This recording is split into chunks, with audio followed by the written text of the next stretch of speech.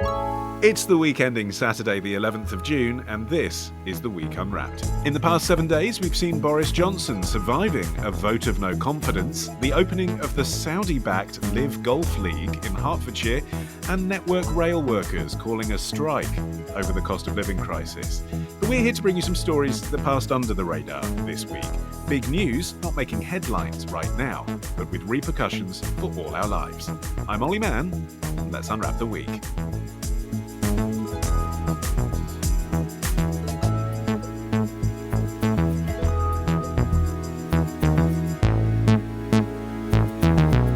And joining me today from the week's digital team, it is the boss man himself, Holden Frith. From the Integrate That podcast, Abdulwahab Tahhan. And I'm telling you now, kill for a ticket, upcoming Edinburgh Fringe superstar, Suchandrika Chakrabarti. And Holden, you are up first. What do you think this week should be remembered for? How Scotland calculates the cost of heavy drinking. We as a nation, the whole of Scotland really is drinking too much and has been drinking too much. And I mean, I was looking at some of the figures. We were drinking 18 units per week on average per adult. Now, the maximum is meant to be 21 or maybe even less. And when you consider that a fair number of people never touch alcohol at all, I mean, it shows that a large part of the population has been drinking more than the recommended limit. John Mason, SNP MSP for Glasgow Shettleston, speaking to TWR UK on Tuesday. Holden, what's the story? What happened this week was the publication of a report on the effects of setting a minimum price for alcohol. This was a policy introduced in Scotland in 2018 when it was decided that alcoholic drinks would have to cost at least 50 pence for each unit of alcohol they contain. That means about £1 for a can of lager, or if your drink of choice is a 3-litre bottle of strong cider, the price rose from less than £4 in some cases to £11.25. The hope had been that eliminating that kind of cheap, high-strength alcohol would reduce problem drinking and other health and social problems associated with it. But this week's study, which was carried out by Public Health Scotland, suggests that the heaviest drinkers didn't actually cut their intake at all, and the poorest of them ended up depriving themselves of food and heating to pay for the higher prices. And this was like a flagship policy for Nicola Sturgeon, wasn't it? Yeah, absolutely. She was actually health secretary when the policy was first talked about. It took almost a decade to bring it into law because of a series of legal challenges from primarily the whiskey industry. But by the time it did get the go-ahead, she was First Minister and has personally been very much invested in its success. And to Chandrika, I can imagine that this would be disappointing news for everyone who backed the policy, but at the same time, maybe not that surprising, that it is going to be quite hard to curb the hard drinking of heavy alcoholics. Were you surprised by this? Do you know, not by that particular finding, but actually the fact that previous evaluations have found the policy has had an impact on sales. A year after its introduction in June 2019, figures show that sales of alcohol have fallen to their lowest level in 25 years. So it does look as though amongst most of the population, it does have an effect. But I think we are looking at alcohol as quite a blunt instrument that is used in the same way by everyone, and clearly it's not used in the same way by people who have a problem. And we should be looking in a more nuanced way at what could help them, what are the issues that are leading to this situation for them, and actually, if looking at care and other kinds of services would be a better approach. Yeah, I mean, Abdul, the kind of anti-nanny state brigade have been using this case as a cause célèbre to say, look, this is what happens when you try and over-regulate in a market. It fails, ha, ha, ha. But alcohol is a drug. I mean, we've spoke on the show before about the increasing legalization of recreational drugs like cannabis.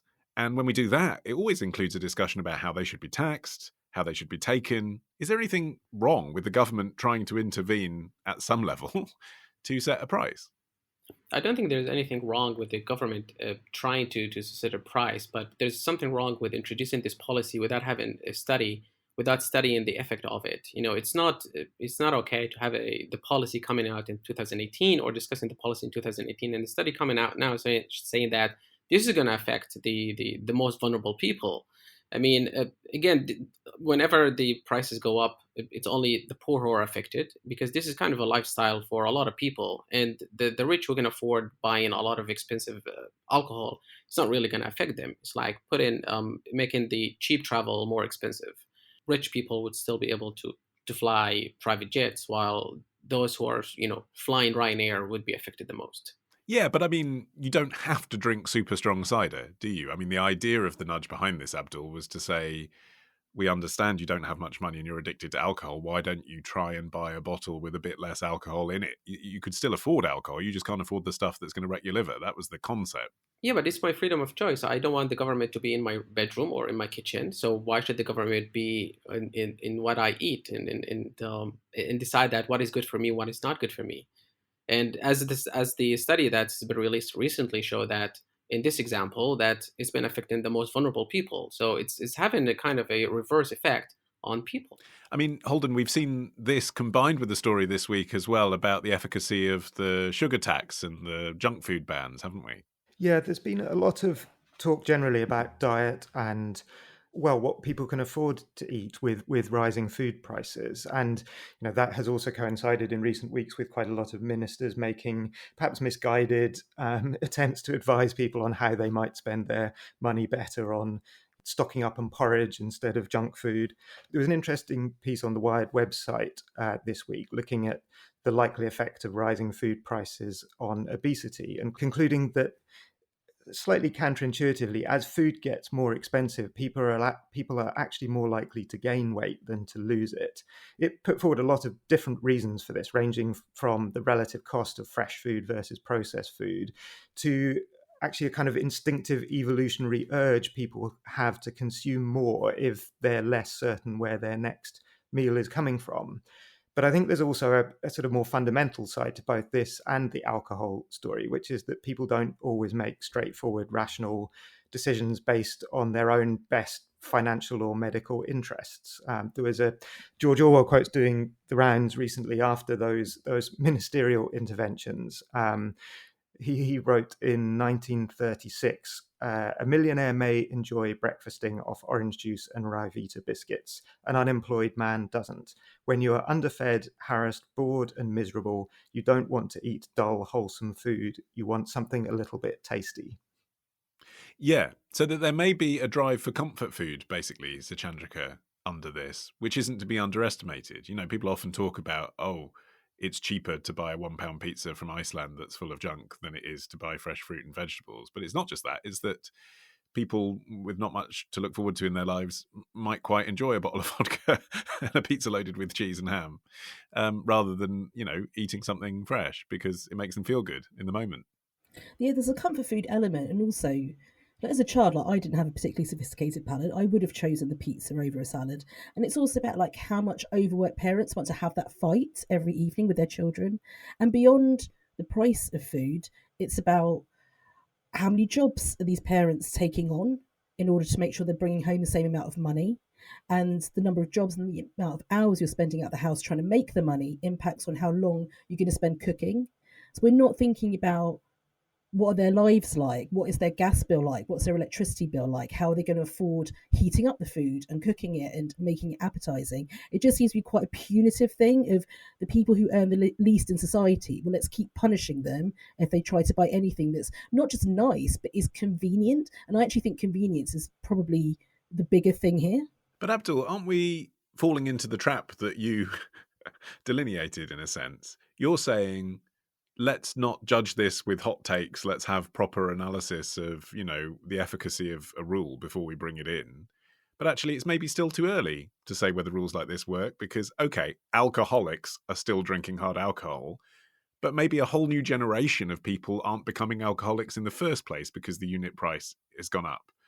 So is it too soon to really make a judgment on whether or not these policies are working?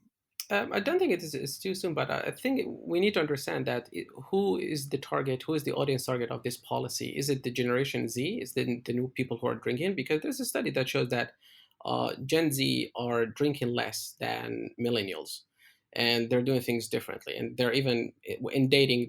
A lot of people are having now dry dates where they don't drink. when they go on a date. It's something that unimaginable for a lot of my British friends. So like, no, I'm not doing that.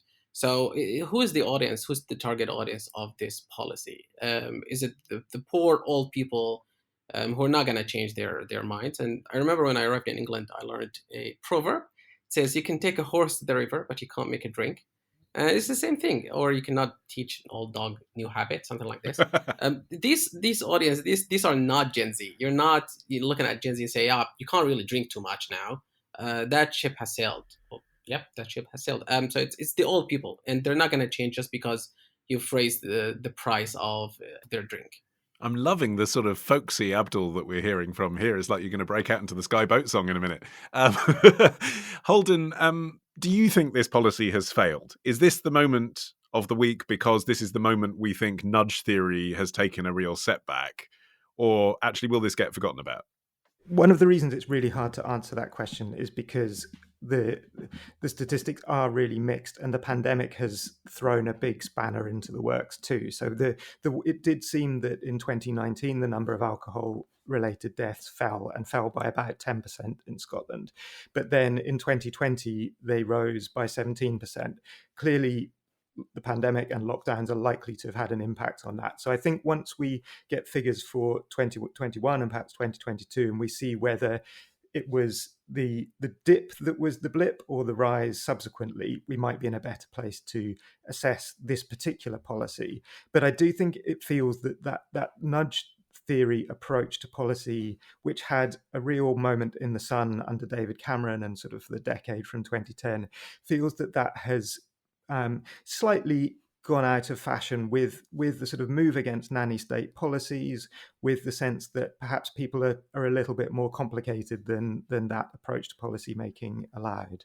Except in a broader sense, Suchandrika, nudge theory hasn't gone away in the rest of our lives, has it? I mean, the way that websites are programmed, for example, to get us to click on pay now rather than appeal now, for example, all that stuff about psychology, that's very much still part of our lives and increasing all the time. So it would be weird if it wasn't in government policy, wouldn't it? Those learnings that we have about how people respond when you give them particular options. It's probably about responding to decisions that have long-term and short-term implications. So with a website, it depends on what you're doing. If you're buying a house online, then it might have very long-term implications. But usually the things we buy online are just things we need day to day, and they're not too expensive. A quick decision made doesn't affect our lives too much. But in terms of food, like, number one, we've never seen these kinds of price rises before. We don't know where they're going to end. We've not had a situation where we've come out of a pandemic. We've got the situation in Ukraine affecting prices, and electricity bills are spiraling. So it does lead to this feeling of instability, unpredictability, and how am I going to afford what we enjoy this month, next month, for a lot of the poorest people in the country. And I think when you have this kind of nudge theory, it's just not nuanced enough. It feels like punishment for people who are already struggling. And if we do want to keep nudging people, it's worth looking at what works for people who are earning very little and what works for people who are earning more. And in the case of the alcohol, having a very different approach to people who are struggling with an illness. Yeah, but I mean, I suppose my point on this, finally, Holden, what I'm trying to say is you wouldn't have pop-ups on theweek.co.uk, would you, if nudge theory didn't work? And hello, by the way, to everyone who's following the show because they found one. No, that's true. I think that, as ever, if you're trying to make very large generalizations, there's always going to be exceptions. But I think that, the key here is that nudges may work where people are already predisposed to do something. So, if somebody has been thinking about taking out a subscription to the Week magazine, which of course they should, a wise then thought. if they see, yeah. and if they see a reminder, if they see a good deal, then that might tip them into making that decision now rather than another time. But as Suchandrika was saying, if they are addicted to a substance, then trying to influence them by a relatively small price rise isn't going to make that much of a difference. And there has been a campaign to increase that minimum price in the hope that will, it just takes a little bit more of an expense to put those people off. But I think this report shows that actually the costs, the social costs of doing that, as well as the economic costs, could far outweigh any benefit that you would see. Yeah, it'll be interesting to follow to see, at the next SNP political conference, whether they're still able to present the policy as a success or whether it quietly gets discarded and not talked about anymore. Abdul, I'm coming to you next after this.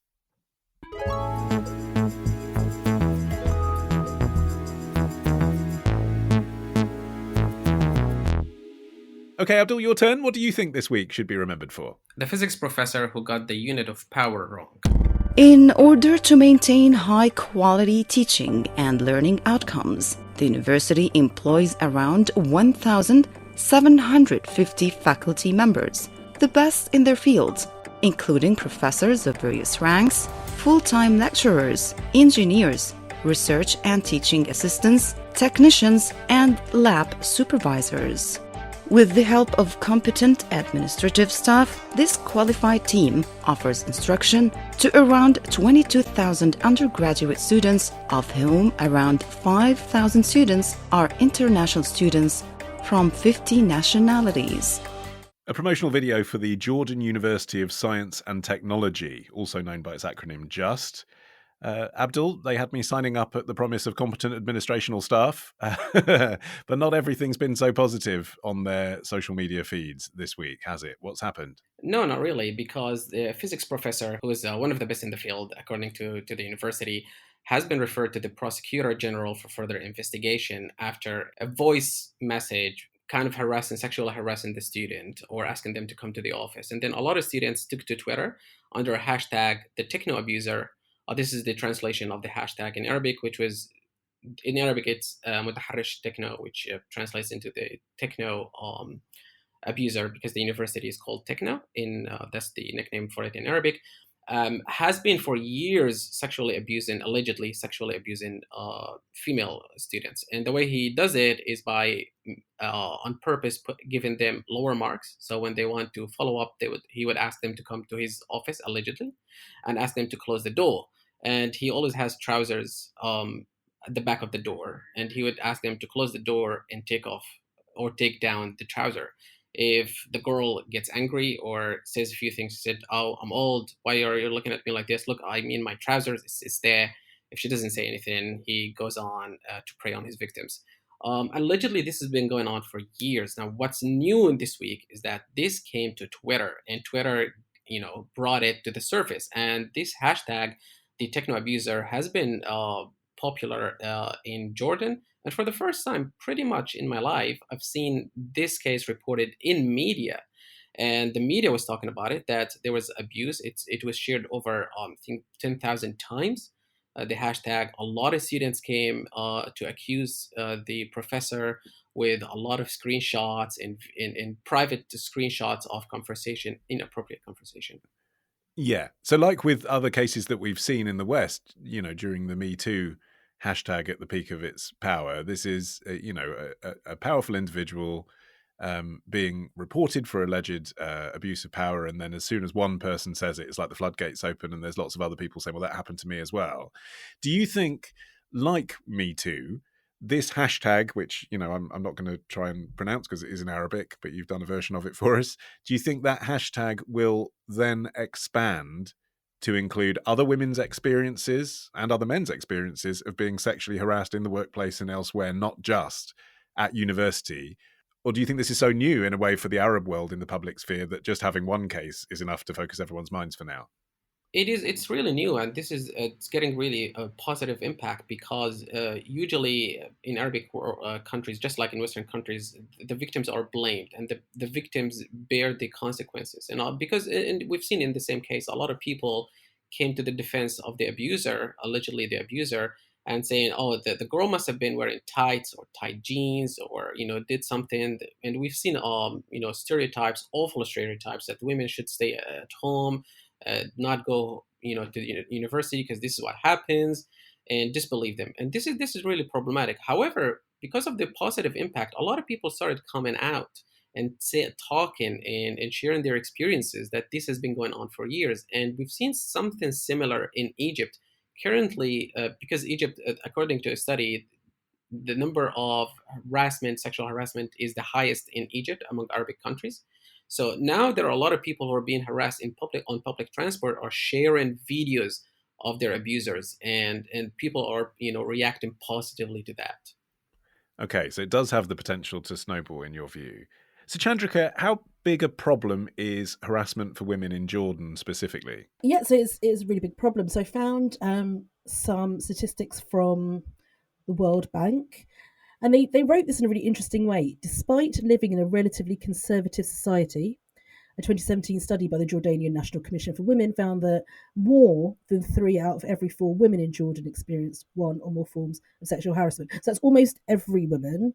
And also the phrase, despite living in a relatively conservative society, well, those two things are not mutually exclusive at all, are they? Sure. So yeah, this includes verbal, visual, and physical harassment, sending inappropriate messages. That's quite a big one. That's come up in this case with the professor, that there's actually sort of evidence left because there's been text messages.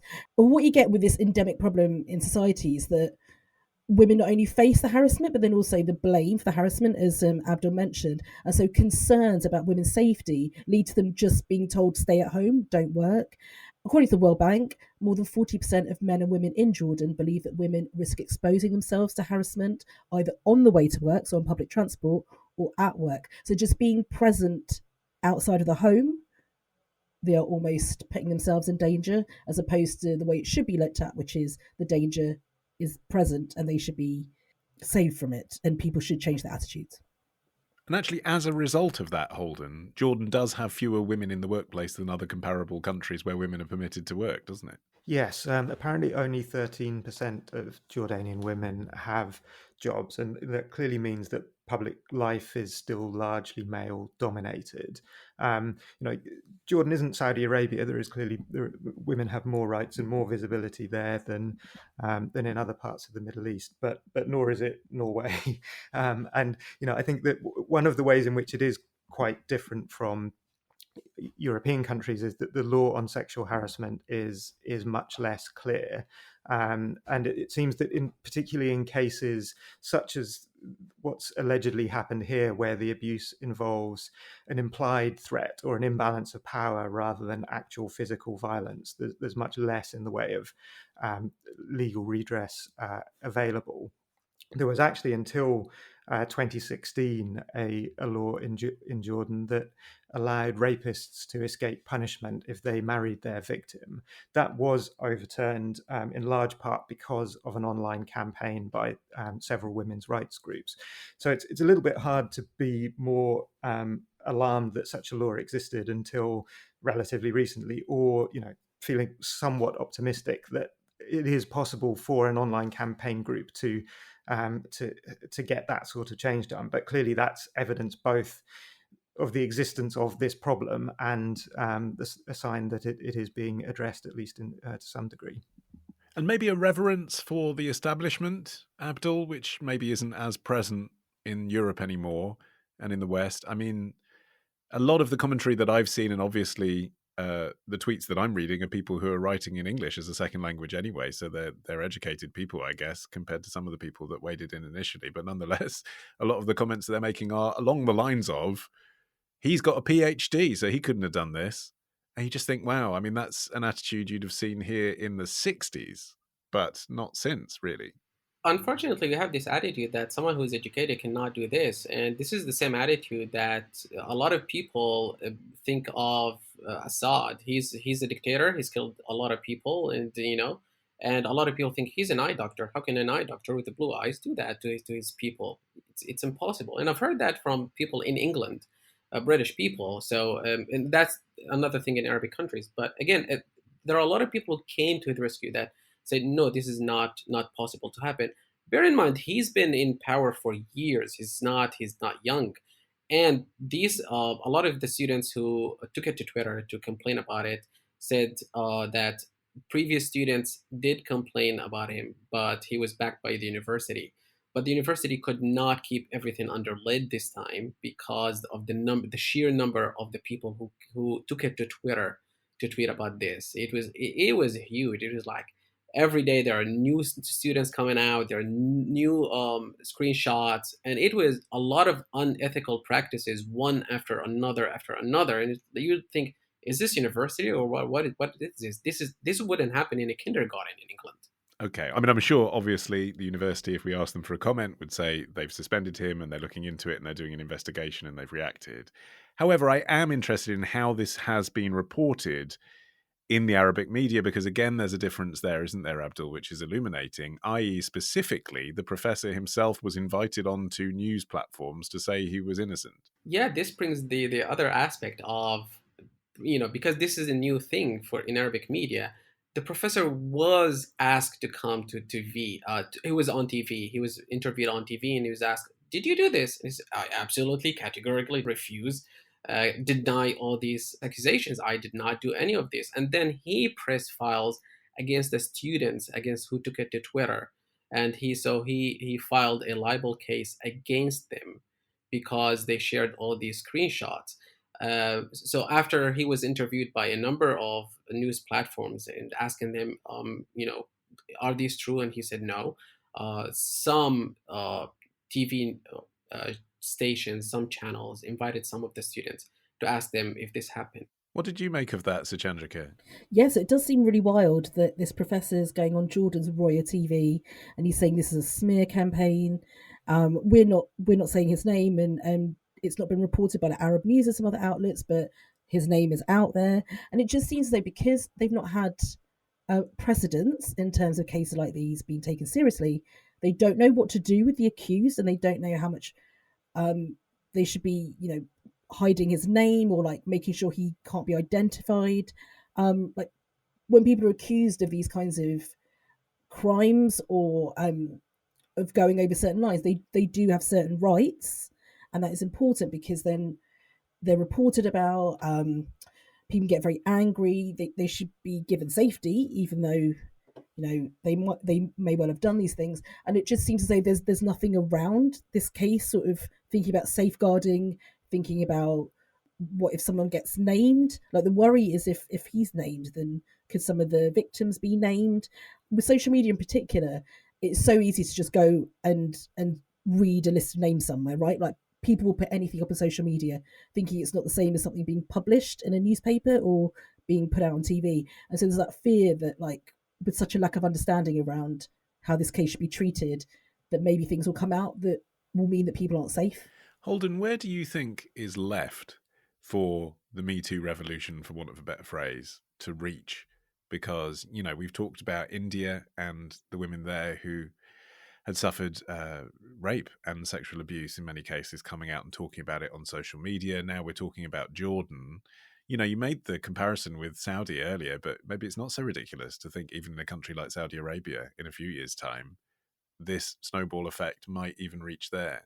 Yeah, and you can add China to the list of places that has also had similar sorts of debates, at least starting, and the government doing its best to shut them down, but with limited success. I do think it may be less about geographical limits or sort of pushing the geographical boundary forward in terms of Me Too, and maybe more about particular pockets of society where maybe there is still some secrecy. It's hard to think of what they may be because the very nature of the problem is that it's hidden until it emerges into public. But I'm sure there are still areas where there's stories, there's scandals, there's details that we're not yet aware of.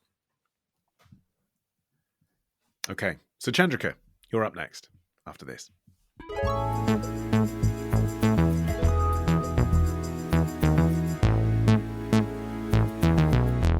So Chandrika, you're finishing the show. What do you think this week should be remembered for? If you do like to be beside the seaside, I've got some bad news for you. Climate change means that some of our communities, both in this country and around the world, cannot stay where they are. Now that's because while we can come back safely and build back better after most river flooding, there is no coming back for land that coastal erosion has simply taken away, or which a rising sea level has put permanently or frequently underwater. Sir James Bevan there, talking at the Flood and Coast Conference. Sir Chandrika, who's he, and what's the significance of what he's saying? So Sir James Bevan is the head of the Environment Agency, and what he's saying is that seaside communities in some parts of the UK, particularly in the southeast, could be forced to move inland because of rising sea levels and erosion. So he's speaking at a flooding and coastal erosion conference in Telford, and they're launching a new roadmap to try and tackle the growing threat of flooding from rivers and from coastal erosion. But there's only so much you can do with coastal erosion because, I mean, I've chosen a very visual story, unfortunately, this week, but you can just Google and have a look at houses hanging over the edges of cliffs, houses that have to be demolished because where the coastline was 50 years ago, it's 100 metres further inland. The Telegraph has a very affecting case study of a woman who inherited a house from her parents, which 50 years ago did not have a sea view, and now it does.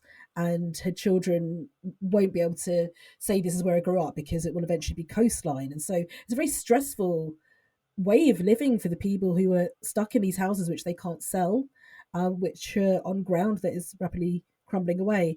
Yeah, so is he just saying something that's common sense then? You know, certain communities cannot stay where they are. Well, yeah, because those places won't exist because of erosion. That's just a fact, isn't it? I mean, him saying it doesn't change what people can perceive around them. Well, I suppose it's the Environment Agency putting out what their priorities are. So rather than looking at solutions in certain areas, they're going to say, look, there's nothing we can do. And to say that to people who are stuck in these properties does then beg the question, well, how are you going to help us? What's the next step? So for those people, it does hopefully get them closer to an answer, because otherwise, as Nicola Bayliss, who's the woman I'm referring to in the Telegraph case study, you wonder whether to fix things or just put a sticking plaster over them in your house because you don't know if it's going to be there in 20 years, in 10 years, in 5 years. So they do need answers. Yeah, so it's an admission, Holden, that the defences that are already in place are no longer working. Yes, and it is, I think, a statement of what has been gradually becoming policy in a lot of areas anyway, but which is still highly controversial, and the closer you get to the sea, the more controversial it becomes. I grew up in Norwich, and the Norfolk coast is one of the areas where this is most acute. And you know, there is in fact, you know, I can remember this coming up in GCSE geography 25 years ago, and then villages were being, you know, put it all to use, Holden. Yeah, you're never lost with geography, as my geography teacher used to say. There is then the policy for North Norfolk District Council was that it wouldn't maintain sea defences around farmland or individual houses, but it would defend villages and towns. But increasingly, some of those sea defences are falling into disrepair. And now this seems to be a very clear statement and an admission that those sea defences are not going to be replaced. Some small villages have already been told that the policy has changed from a hold the line approach to what is slightly euphemistically described as managed realignment. So what that effectively means is buildings near the coast are going to be bought by North Norfolk District Council and demolished proactively. And where there's a need for sort of public services, they will be rebuilt further back from the coast. And in a flashback to a previous episode of The Week Unwrapped, some of those are actually going to be built in modular mobile buildings that can be moved again if necessary. Desperate to tell us that the future is houses on wheels. I still have my doubts. The Hayes just moved to Birmingham, and they did the conference in Telford. That tells you where they think safe. The Haysborough Lighthouse Station is now in a mobile building on the coast, and I think, you know, that's a very clear example of where a mobile building may make a huge amount of sense, because a lighthouse station does have to be very close to the coast, and if that coast is moving, then the station has to move with it.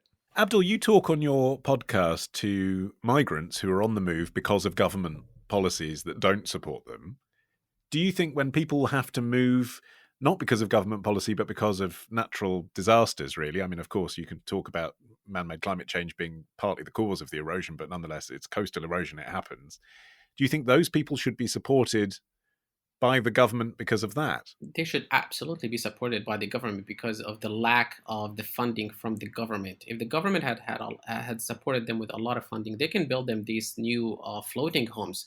Their trial, South Korea is doing a trial now with building a floating city worth $200 million.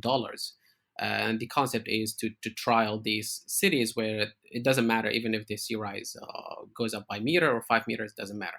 So these people who are affected and move in, there's a lot of psychological trauma that comes with moving, and especially if you were forced to move away. I think Holden was fortunate enough to choose to go to London from Norwich, uh, but I was very fortunate and lucky to choose to come to London. But those people who are not really did not have a chance to choose where to go. They had to leave their places. It comes with a lot of trauma. There are places do not exist anymore. They cannot look back at pictures. They might not have the same partners or neighbors next to them. If they died, some people might not go to their funeral. If they go to new places and they don't know people, they will get depressed. So of course they need every bit of support from the government.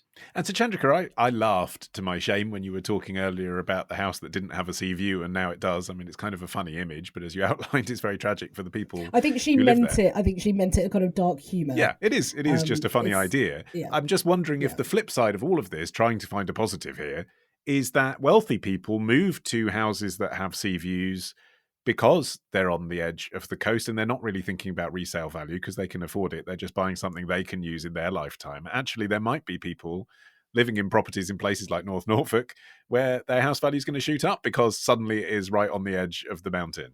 And then they fall in the sea. Ollie, I didn't know you were such a socialist. Well, wow. They fall in the sea in 30 years' time after they've sold it to the millionaire. That's what I'm saying.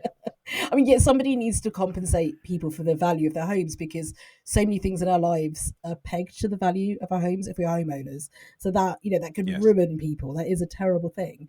But looking sort of further abroad, like rising sea levels pose a threat to many places, including island nations, the Pacific, in the Indian Ocean. And someone who's become sort of a spokesperson for this problem is the president of the Maldives, right? We've often heard because the Maldives could end up underwater quite soon. And at the COP26 Climate Change Summit last year, he said that our islands are being slowly inundated one by one by the sea. And if we do not reverse this trend, the Maldives will cease to exist by the end of the century. And I think that we've got to remember that the UK is an island nation as well, and we don't like to think of ourselves as under threat. And what Abdul has just been saying, and I feel like I've just learned something at Holden. Like he's a refugee from Norwich. I didn't know that. But we're going to have. I don't think I can claim that status.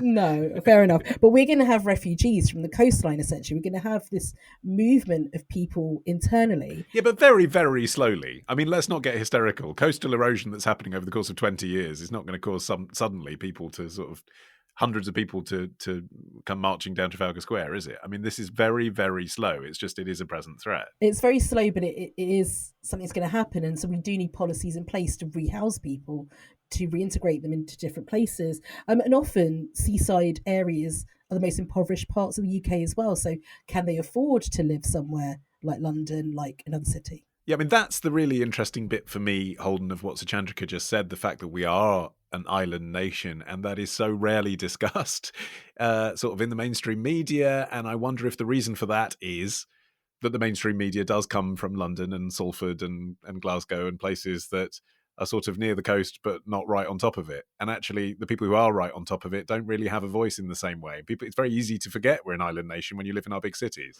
Yeah, and if you look at the sort of flood risk maps for the UK, people in London should perhaps be a little bit more worried than they are. But I think there is a general sense, which I tend to share and which is probably true, that London is such a economic centre that it will be defended from the waters whatever the cost. And if you have to rebuild the Thames barrier twice as high, then that will happen.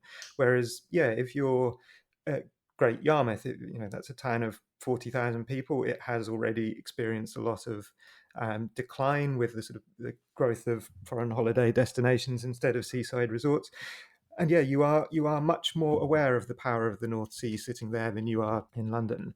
But I think part of Sir James Bevan's speech was an attempt to bring these questions out into the open and to make it more explicit about the limits of our power to hold back the sea, and so that the question of the pace of this change that you mentioned, Ollie, that this doesn't take us by surprise, because I think it's almost so slow that it is possible for many people to put it out of their mind, and you still have large numbers of homes being built on floodplains. You still have people moving to coastal areas without thinking about whether this land will exist in 50 years. So I think what Bevan was trying to say was, this needs to be factored into planning decisions. This needs to be factored into property surveys, into buildings insurance, into all of these questions. And we all need to manage the retreat from the land that we're not going to be able to save from the oceans. Okay, well, at the risk of this podcast falling into the sea, I'm going to call it a day there. My thanks to Holden and Suchandrika and Abdul. Remember, you can follow this show for free and get every episode as soon as it's released by searching for The Week Unwrapped wherever you get your podcasts and tapping follow. And if you're looking for something else to listen to right now, then why not try The Overview, our sister show from the week? Julia and the regular panelists are back with a new series of that, and in the first episode she'll be discussing fast fashion. How did it get so fast? Can it ever slow down? Check that out now, The Overview. Until next time, I've been Olly Mann. Our music is by Tom Morby, the producer Sophie King at Rethink Audio. And until we meet again to unwrap next week, bye-bye.